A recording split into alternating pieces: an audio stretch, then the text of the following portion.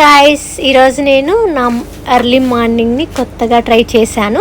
Daily అయితే జిమ్కి వెళ్తాను. ఇంకా ఎర్లీ మార్నింగ్ బీచ్లో ఎవరు ఉండరు అనేసి ఒక వీక్లీ వన్స్ అయినా మార్నింగ్ టైము మనం బీచ్కి వెళ్ళి కాసేపు సన్ కింద కూర్చుందాము. ఎలాగో ఏసీలో ఉండి బాగా విటమిన్ డెఫిషియన్సీ వచ్చేసింది. ఇంకా మనం ఈ ట్యాబ్లెట్స్ అవన్నీ కుదరదు. కాసేపు ఒక 20-30 మినిట్స్ అయినా బీచ్లో ఉండి ఎంజాయ్ చేద్దామని ఈరోజు అయితే ఇలా స్టార్ట్ చేశాను. ఈరోజు ఫస్ట్ డే అనమాట. ఎవరు లేరు బీచ్లో, ఓన్లీ సెక్యూరిటీ పీపుల్ ఉన్నారు. ఇంకా ఖాళీగా ఎందుకు కూర్చోవడం అనేసి కాసేపు వాటర్తో ఆడుకున్నాను. ఇంకా అక్కడికి వెళ్ళి వాటర్ దగ్గరికి వెళ్తున్నాను. కొంచెం దగ్గరికి వెళ్ళేసరికి ఇంకా వెళ్ళాలి అనిపిస్తుంది, కానీ కొంచెం లోతుంది. నాకైతే ఈత రాదు, నాకు చాలా భయము.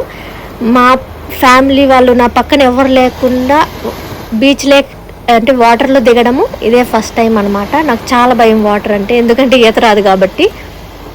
ఇంక ఇలాగే కాసేపు ఇసుకలో ఆడుకోవడము, కాసేపు వాటర్లోకి వెళ్ళడము, అలాగే ఒక 40 మినిట్స్ టైం స్పెండ్ చేశాను. ఎవరు లేరు కాబట్టి బీచ్లో ఇంకా ఫ్రీగా ఆడుకున్నాను. కాసేపు వీడియోస్ తీశాను, కాసేపు ఫొటోస్ తీసుకున్నాను.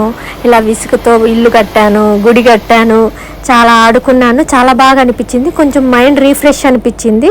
మీరు కూడా ఇట్లా విటమిన్ డెఫిషియన్సీ అలా ఉన్నప్పుడు మెడిసిన్స్ కాకుండా ఇలా ట్రై చేయండి, కొంచెం బెటర్ ఉంటుంది. ఎందుకంటే మెడిసిన్స్ ఎనీవే సైడ్ ఎఫెక్ట్స్ అనేటివి ఉంటాయి కాబట్టి ఇలా ఎర్లీ మార్నింగ్ సన్ను చాలా మంచిది.